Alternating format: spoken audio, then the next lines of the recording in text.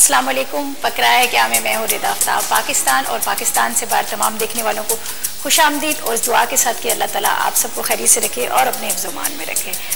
और आज जो दो डिशेस बन रही है बड़ी मज़ेदार है, बहुत सारी इनकी रिक्वेस्ट थी और कुछ मौसम भी जैसे सब्जियों का एक होता है, तो इसी तरह आज जो एक डिश पहली वाली डिश है वो है कुल्फ़ा गोश्त।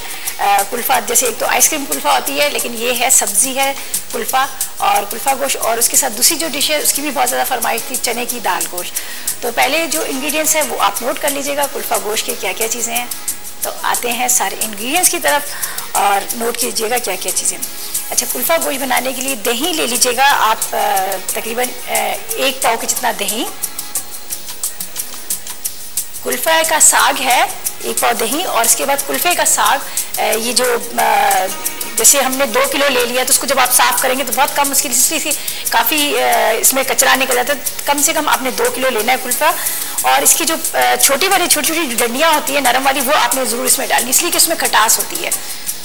इसके साथ गोश्त आप ले लीजिएगा 1 किलो के जितना गोश्त, और गोश्त को आपने उबाल लेना है बगैर कुछ चीज़ डाले, नमक या कुछ भी चीज़ डाले आपने उबाल लेना है। अगर आप चिकन ले रहे हैं तो आपको उसको बॉईल करने की ज़रूरत नहीं है, आप ऐसे ही इसको ले लीजिएगा। इसके बाद 1 खाने का चम्मच अदरक और लहसुन का पेस्ट, 1 पाव घी,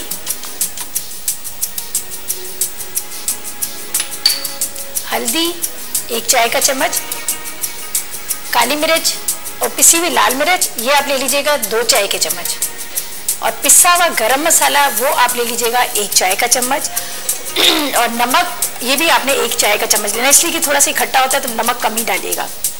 इसके बाद 1 अदद प्याज और हरी मिर्चें आप तकरीबन इसके अंदर डाल लीजिएगा 50 ग्राम की जितनी हरी मिर्चें, वो बिल्कुल एंड में डालिएगा, इसलिए कि साग वगैरह में ज़रा हरी मिर्चें ज़्यादा अच्छी लगती हैं। तो ये थे सारे इंग्रेडिएंट्स जो बना रहे हैं हम कुल्फ़ा साग के।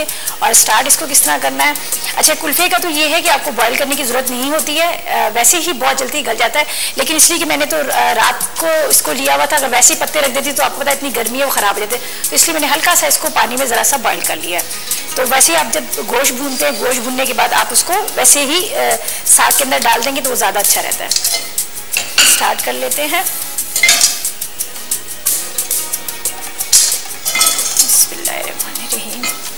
अच्छा, इसमें घी यूज़ करेंगे, अगर आप चाहें तो आप ऑयल भी डाल सकते हैं। 1 पाव के जितना मैं इसमें घी डालूंगी और ये आप पे डिपेंड करता है।